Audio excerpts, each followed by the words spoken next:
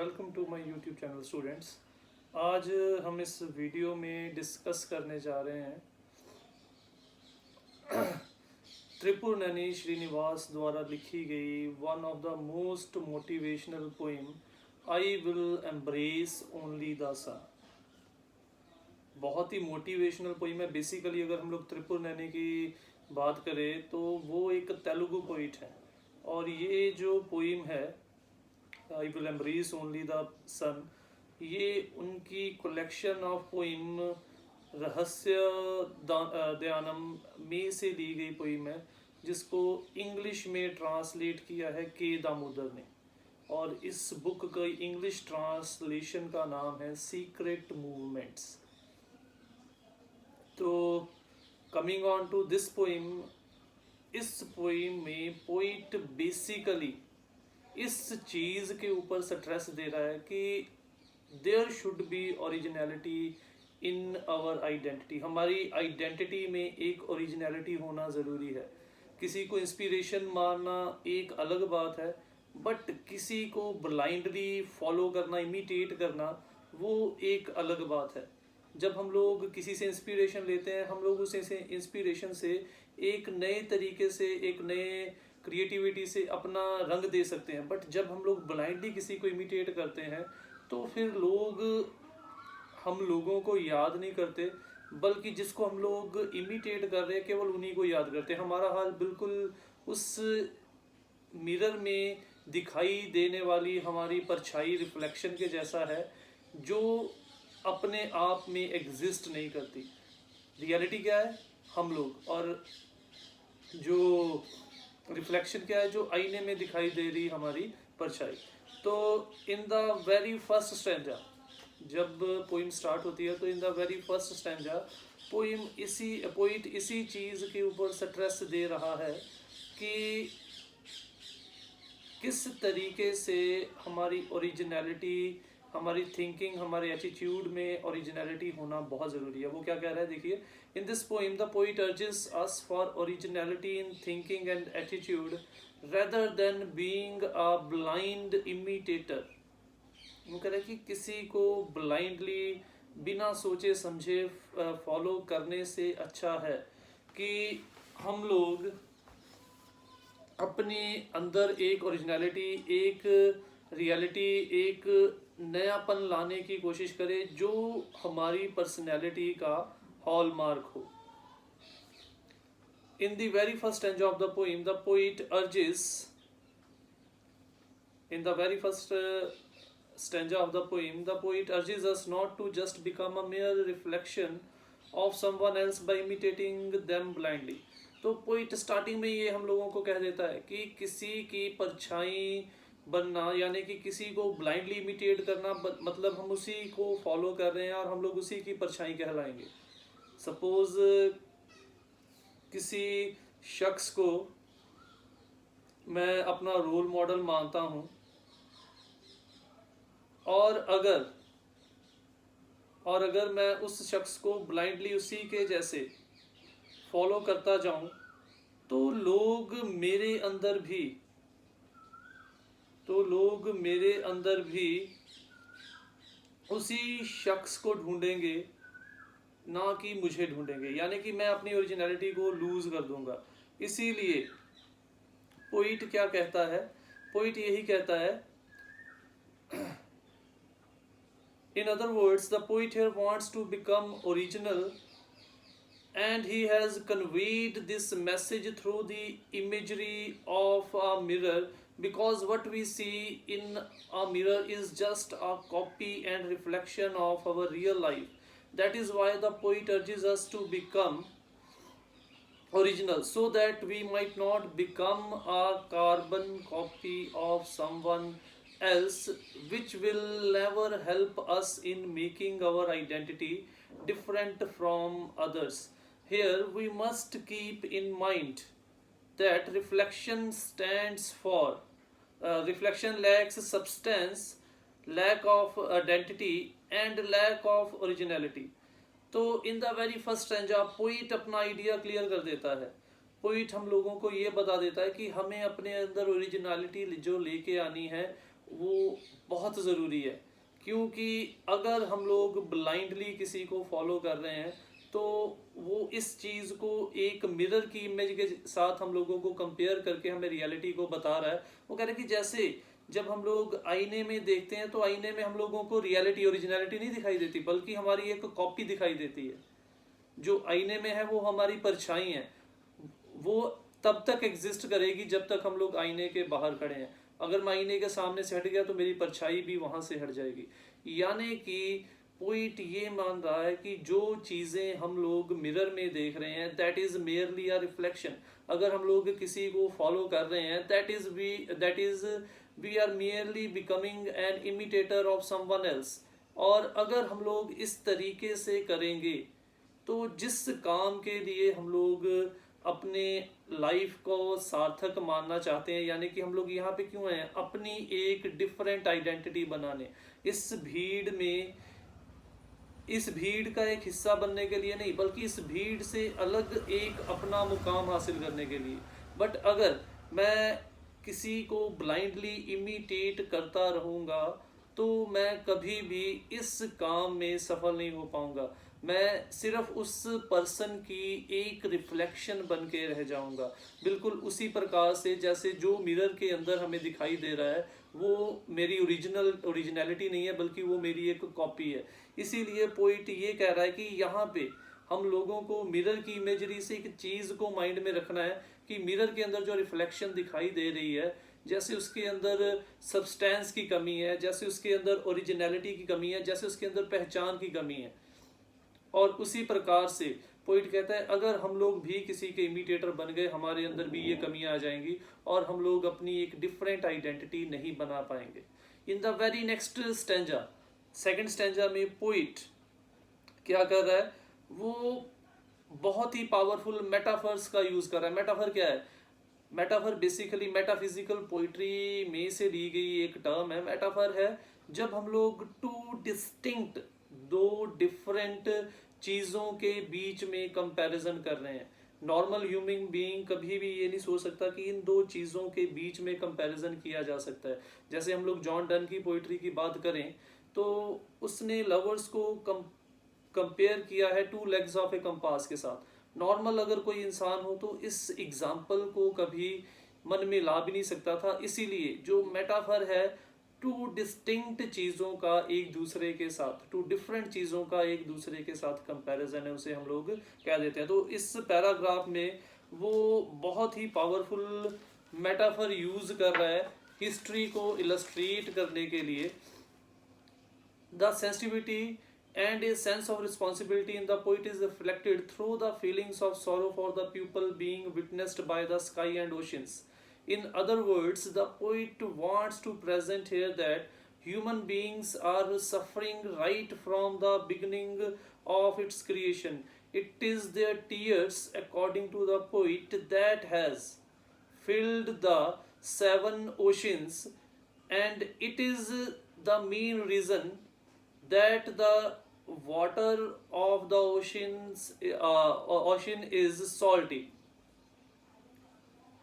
However, the poet wants to bring novelty and change in their human condition. He is of belief that old world must die. Only then a new world can be reborn. That is why he tells that he is trying to recreate himself. Surrounded by this intensity, the poet looks forward to creating something new, adopting some new form. तो second stanza में जहां पे poet history का comparison कर रहा है, वहीं पे मेटाफर, उसी मेटाफर के साथ साथ वो यहीं पे इस चीज के लिए भी अर्ज कर रहा है कि अगर हम लोग पास्ट को चेंज करना चाहते हैं तो हमें old beliefs, old traditions, old thinking को छोड़ के कुछ नयापन लाने की कोशिश करना पड़ेगा। तो पोइट कहता है कि 20 सदियों से ये आकाश, ये धरती, ये समुंदर जो गवाह हैं कि जब से इस पृथ्वी के ऊपर ह्यूमन बीइंग की क्रिएशन हुई है वो लगातार सफर करता आ रहा है, वो लगातार दुख दर्दों को, सौरों को फेस करता चला आ रहा है। और पोइट ये कहता है कि जो 7 महासागरों में पानी भरा है, जिसने कि इस पृथ्वी के 1/3 हिस्से को कवर करके रखा है, वो कह रहा है कि वो पानी भी सदियों से इंसानों के आंसुओं से बना हुआ उत्पन्न हुआ पानी है। इसीलिए जो समुद्र का या महासागरों का पानी पोइट के अकॉर्डिंगली खारा है, क्योंकि वो सदियों से इंसान के दुख दर्द आंसुओं से भरा हुआ पानी है। और वहीं पे पोइट कहता है कि इसका मतलब ये है कि जब से इस पृथ्वी के ऊपर जिंदगी इंसान का जन्म हुआ है, वो लगातार दुख दर्दों को फेस करता रहा है, सामना करता रहा है। और पॉइंट कहता है कि अगर हम लोग इस पास्ट को चेंज करना चाहते हैं तो हम लोगों को कुछ नया सोचना पड़ेगा। हम लोगों को पुरानी धारणाएं, पुरानी सोच को छोड़ के एक नई धारणा और एक नई सोच को आगे लेके आना पड़ेगा। तब ही हम लोग इस दुख दर्द वाले पुराने वर्ल्ड को छोड़ सकते हैं और एक नई दुनिया को जन्म दे सकते हैं। इसीलिए पोइट कहता है, वो खुद इस चीज के लिए रिस्पॉन्सिबिलिटी लेने के लिए तैयार है। इसीलिए वो कह रहा है कि वो तब तक अपने आप को रिक्रिएट करता रहेगा, तब तक वो अपने आप को रीबर्थ देता रहेगा, जब तक कि वो ओल्ड ट्रेडिशंस को छोड़ के कुछ नया इस पृथ्वी को, इस ह्यूमैनिटी को नहीं दे देता। Coming on to our third stanza, देखो इस स्टैंजा में पोइट क्या कह रहा है। In the following stanza the poet has used the symbol. यहाँ पे दो सिंबल्स उसने यूज किए हैं। एक है song and rebirth, song and rebirth, जिसको कि उसने इमेजिनेशन, बियॉन्ड लिमिटेशंस और उसके साथ साथ क्रिएटिविटी के लिए यूज किया है। वो क्या कह रहा है, in the following stanza the poet has used symbols of song and rebirth for creativity and rejuvenation. The poet tells that he always likes the song or poem that defies total comprehension. Defies इनकार कर देना। और that is those songs or poems that cannot be understood fully. The poet tells that if everything is written within the comprehension, then there will be no scope for imagination. And if there is no scope for imagination and new ideas, then there will be no scope for further progress of civilization. He is of the view that blanks must be left so that it can be filled by new ideas and imagination. In other words, the poet does not want to follow old conservative beliefs and ideas. In fact, he wants to create new ideas and beliefs. That is why the poet expresses a firm belief that progress of civilization depends upon continuous rebirth and creation of ideas through the use of imagination. The poet is determined to recreate and reshape his ideas for the betterment of humanity. तो in third stanza में poet किस चीज को stress दे रहा है। वो poet कह रहा है कि मुझे वो कविताएं, वो गाने या वो लिटरेचर पसंद है जो पूरे तरीके से समझा नहीं जा सकता। अब हम लोग कहेंगे भी ऐसा क्यों।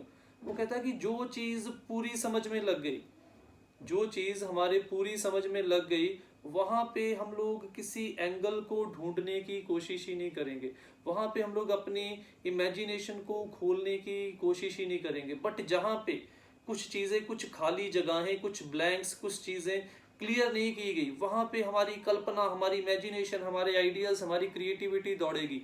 वहां पे हम लोग अपने अंदर को टटोलेंगे और कोशिश करेंगे, वहां पे हम लोग अपने अंदर को टटोलेंगे और कोशिश करेंगे कि हम लोग उस चीज को पूरी तरीके से कॉम्प्रीहेंड कर सके।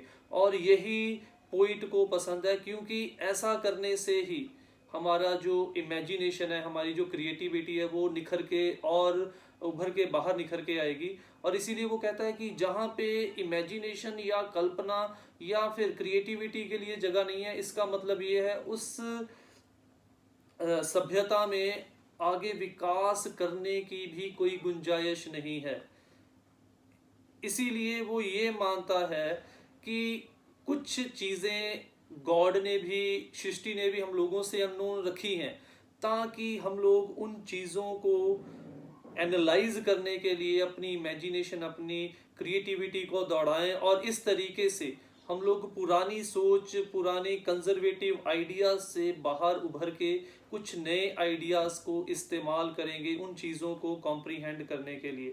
इसीलिए पोइट ये मानता है कि अगर हम लोग वाकई में सभ्यता का विकास करना चाहते हैं तो हम लोगों को अपनी इमेजिनेशन, अपनी थिंकिंग, अपने आइडियाज को एक नई आउटलेट देनी पड़ेगी, उनको उभारना पड़ेगा। इसीलिए सदियों से अगर हम लोग इंसानी विकास की भी एग्जांपल ले लें तो आज हम लोग वहां पे नहीं खड़े जहां पे आज से 15 साल पहले खड़े थे। क्यों नहीं खड़े? क्योंकि उन सालों में हम लोगों ने अपनी इमेजिनेशन, अपने न्यू आइडियाज, अपनी क्रिएटिविटी के जरिए अपने आप को एडवांस किया, चाहे वो टेक्निकली हो, चाहे वो मेंटली हो, चाहे वो साइकोलॉजिकली हो। इसी प्रकार से जो इंसान right from the app man till the present day modern man, हम लोगों ने बहुत सारी जो क्रिएशंस है अपने न्यू थिंकिंग, न्यू आइडियाज से की है। इसीलिए पोइट चाहता है कि हम लोग भी इस चीज़ को समझे कि new ideas, new creativity, new imagination जो है वो सृष्टि के विकास का या वो सभ्यता के विकास का आधार है। और हम लोग कोशिश करें कि हम लोग इन चीज़ों को अपने अंदर ढालें ताकि हम लोग डे बाई डे खुद भी इस सभ्यता के विकास का एक हिस्सा बन पाए। The poet is determined to recreate and shape his ideas for betterment of humanity. The poet has clarified with point the images of birth and death and presenting ideas as the creator of something new. The poet tells that every birth is a symbol of new life, new ideas, new creation, novelty and change. With these things, we can change the face of earth and a lot of humanity. He tells that where death is a symbol of static life and stagnation, the birth is a symbol of end of static life and stagnation. In a way, it would not be wrong to say that a birth is a victory over death. Similarly, new ideas led to new creation because it is new ideas and thinking that is the base or a reason behind creation of something new. तो बहुत बड़ी बात कह रहा है poet, कह रहा है कि इसीलिए वो कहता है कि वो रीबर्थ करने के लिए तैयार है। अब रीबर्थ यानी कि वो जब वो चाहता है कि वो पल पल अपने अंदर निखार आता जाए, वो पल पल खड़े गिर के फिर खड़ा हो जाए और इस सभ्यता, इस वर्ल्ड के प्रोग्रेस में एक हिस्सा बन सके। उसने इस चीज को क्लैरिफाई करने के लिए डेथ और लाइफ के इमेज के थ्रू, इमेजरी के थ्रू या सिंबलिज्म के थ्रू उसने इस चीज को और भी क्लियर किया गया है। वो कह रहा है कि जहां पे मौत जो है वो स्थिरता और स्टेगनेशन का प्रतीक है, वहीं पे वो कहता है जिंदगी नएपन का, नए विचारों का, नए आइडियाज का प्रतीक है। वो कहता है कि हम लोग सारी जिंदगी डरते रहते हैं मौत आएगी, मौत आएगी। हम लोगों को लगता है कि मौत जो है वो जिंदगी को हरा देगी। तो वो कहता है कि हम लोग इसका एक और पर्सपेक्टिव, इसको एक और नज़र से भी देख सकते हैं कि जब किसी का नया जन्म भी होता है तो वो भी तो मौत के ऊपर एक जीत ही है।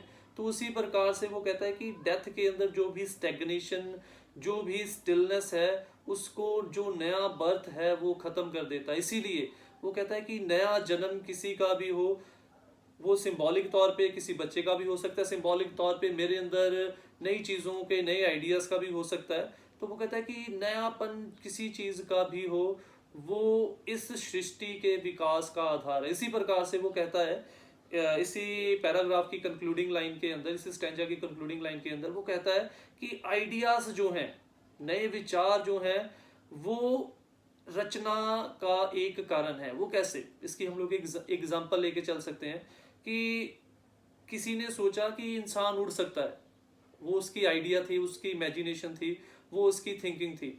उसने उस चीज के साथ अपनी एफर्ट मिलाए और उसने एरोप्लेन इन्वेंट कर दिया। किसी ने सोचा कि इलेक्ट्रिसिटी जैसी चीज हो सकती है, फैराडे ने सोचा, उसने उस आइडिया को रियलिटी में चेंज करने के लिए एफर्ट किए और उसने अपने आइडिया को क्रिएशन का रूप दे दिया।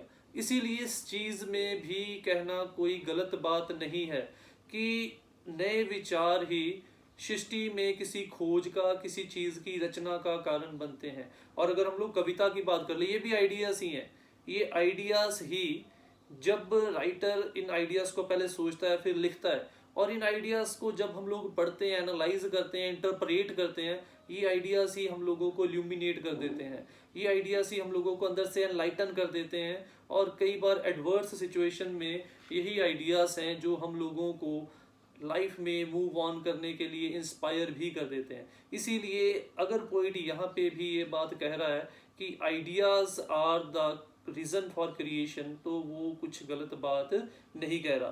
Coming on to our fourth stanza, in the next stanza the poet tells that he had never lived a moment in his life when he had not tried to think something new and imaginative. The poet tells that he wants to continue live forever through his creativity, that is poetry, because he knows that countless people recite a poem in this way. He can live forever through his imagination and creation. The poet tells that he does not like the men who are living a meaningless life. He strongly disapproves of mechanical meaninglessness repetition. He has a very beautifully presented the passing of life with the image of 25 autumn seasons, telling that he had experienced and seen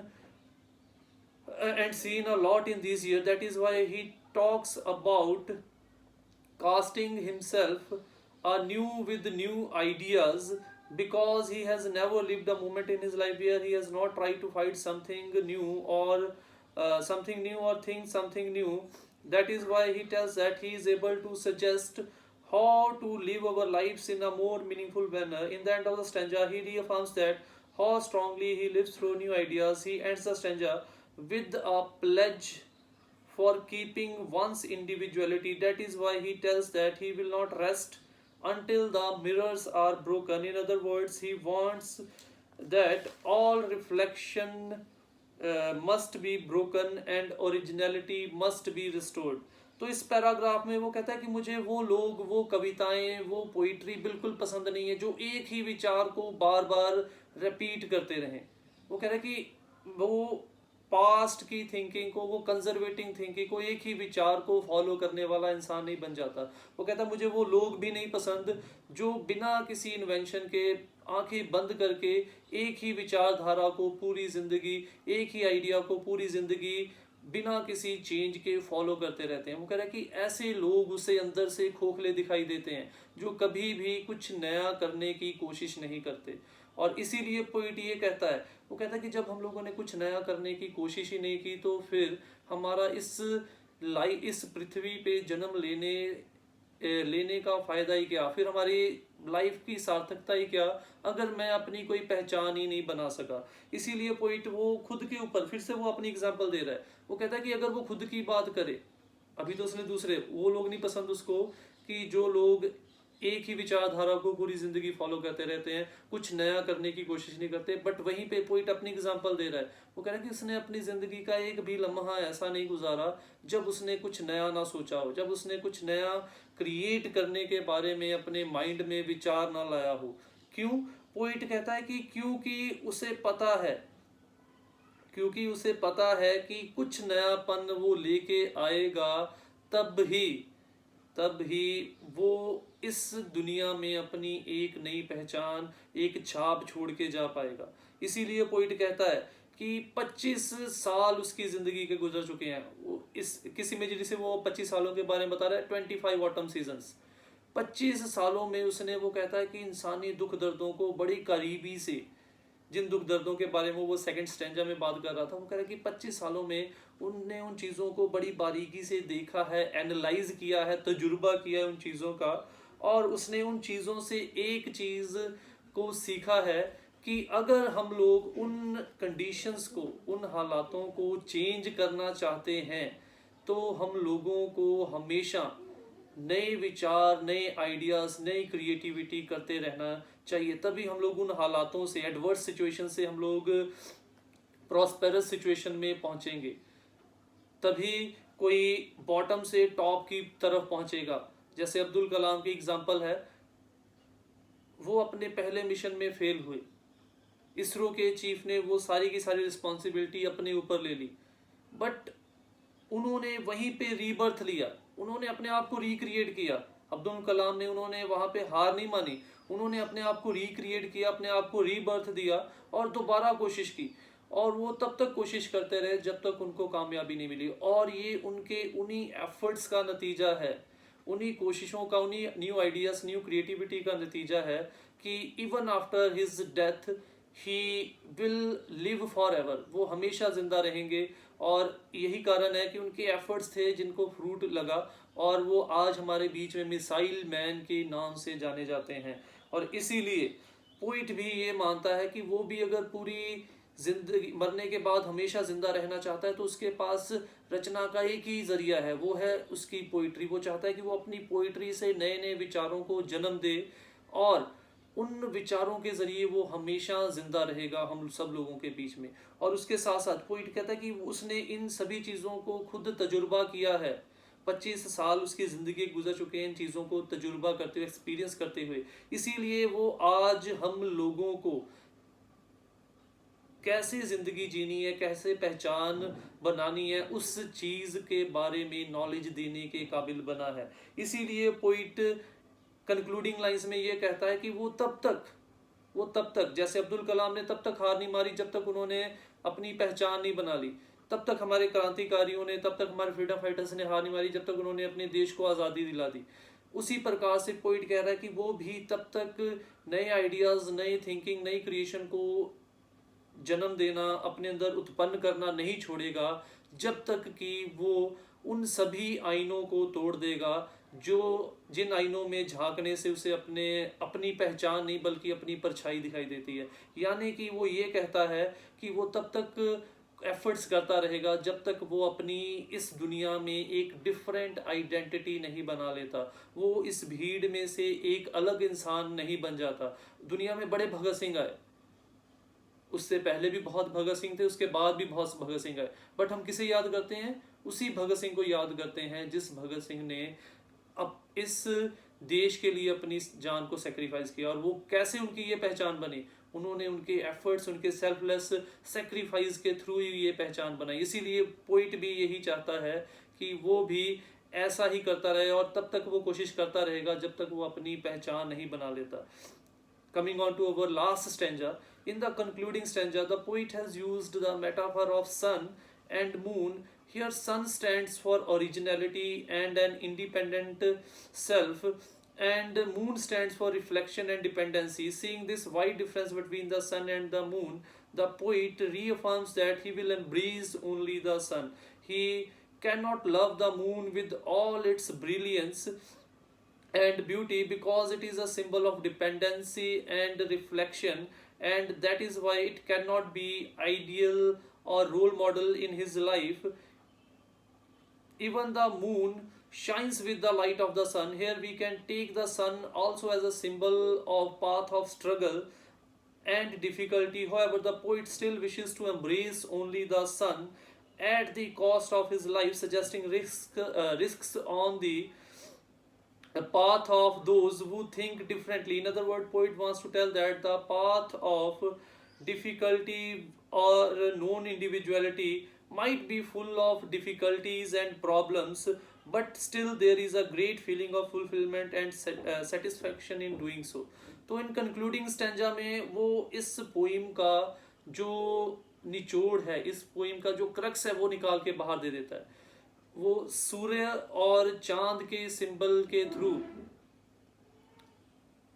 इस poem के crux को बड़े ही अच्छे ढंग से हमारे सामने पेश करता है। पोइट कहता है कि इस सृष्टि में सूरज किस चीज का प्रतीक है?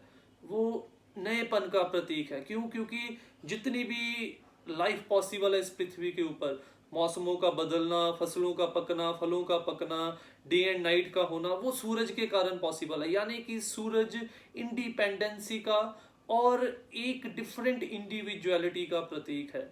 और वहीं पे चांद किस चीज का प्रतीक है? चांद डिपेंडेंसी का, निर्भरता का। चांद वो खुद ही पूरा नहीं है, वो धीरे धीरे करके पूरा होता है, फिर धीरे धीरे करके अधूरा हो जाता है, खत्म हो जाता है। चांद निर्भरता का प्रतीक है। चांद एक किसी के ऊपर निर्भरता का प्रतीक है। चांद इंडिपेंडेंसी का प्रतीक नहीं है। कैसे? क्योंकि चांद तो चमकता भी जो है वो सूर्य की रोशनी से है।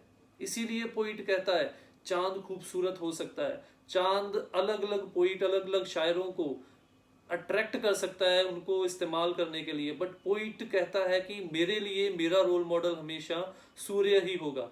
क्यों? क्योंकि वो कहता है कि मैं जिंदगी में एक अलग पहचान बनाना चाहता हूँ, और अगर मैं एक अलग पहचान बनाना चाहता हूँ तो मेरे रोल मॉडल भी उसी सोच के जैसे होने चाहिए, क्योंकि जैसा हम लोग सोचेंगे, ये एक धारणा है कि जैसा मैं सोचूंगा वैसा मैं करूंगा। इसीलिए अगर मेरा रोल मॉडल इंडिपेंडेंट होगा, सेल्फ डिपेंडेंट होगा, तो मैं भी उसके जैसा बनने की कोशिश करूंगा। इसीलिए पोइट इन दोनों के बीच का वाइड डिफरेंस को एनालाइज करते हुए अंत में बड़े ही दृढ़ता से ये कहता है कि वो सूरज को गले लगाएगा, चाहे उसको गले लगाते वक्त वो खुद मर भी क्यों ना जाए। और इसी चीज के साथ साथ जब हम लोग इस चीज को एनालाइज करते हैं, ये चीज इस बात का भी प्रतीक है। यहाँ पे जो सूर्य और चांद है, जो सूरज है उसे हम लोग पाथ ऑफ डिफिकल्टी का प्रतीक मान सकते हैं, और जो चांद है वो पाथ ऑफ इजीनेस का प्रतीक मान सकते हैं। तो पोइट यहाँ पे ये कहना चाह रहा है बड़े ही खूबसूरत तरीके से कि जिस तरीके से सूरज को गले लगाना मतलब बहुत सारी मुश्किलों का सामना करना, वो कह रहा है कि वो चाहता है कि वो सूरज के जैसे अपनी एक डिफरेंट पहचान बनाए, और उसके लिए उसे पता है कि उसे पाथ ऑफ डिफिकल्टी को चूज करना पड़ेगा। और उन डिफिकल्टीज को चूज करते वक्त पोइट कहता है वो कभी भी डरेगा नहीं, कतराएगा नहीं, क्योंकि उसे पता है कि नो डाउट ये रास्ता मुश्किलों भरा होगा, बट जब इस रास्ते के ऊपर चल के हमें मंजिल मिलेगी, जो फुलफिलमेंट, जो सेटिस्फेक्शन हमें तब होगी, वो हम लोगों को पाथ ऑफ इजीनेस में कभी भी महसूस नहीं हो सकती। इन other words, in the conclusion of this poem, हम लोग इतना कह सकते हैं कि बहुत ही मोटिवेशनल पोइम है, जिसमें त्रिपुरनेनी श्रीनिवास ने हम लोगों को इस चीज के लिए इंस्पायर किया है कि हम लोग हॉलोनेस भरी लाइफ ना जिए। क्योंकि हम लोग ये मानते हैं कि modern life is a life of hollowness, खोखलेपन की लाइफ, ब्लाइंडनेस, ब्लाइंड इमिटेटर्स की लाइफ ना जिए, बल्कि हम लोग अपने जिंदगी का एक भी पल फिजूल ना जाने दें। हम लोग अपने हर जिंदगी का हर पल सार्थक करें, कुछ नया सोच के, कुछ नया करके, ताकि हम लोग हमारे जाने के बाद भी याद रखे जा सकें, ताकि हम लोग इस दुनिया में भीड़ में से एक अपनी अलग पहचान बना सकें। इसीलिए पोइट जैसे वो कहता है कि सूरज ने अपनी एक अलग पहचान बनाई अपनी इंडिपेंडेंसी से, वैसे ही हम लोग भी अपनी इंडिविजुअलिटी से अपनी एक अलग पहचान बनाएं, बिल्कुल उस सूर्य के जैसे। फिर हमारा नाम भी, हमारी इंडिविजुअलिटी भी इस दुनिया में चमकेगी जैसे वो सूर्य चमकता है। तो that's all for today's video. अगर वीडियो का कंटेंट अच्छा लगा हो तो लाइक, कमेंट और शेयर ज़रूर कीजिए, और इस चैनल को सब्सक्राइब ज़रूर कीजिए। Thank you.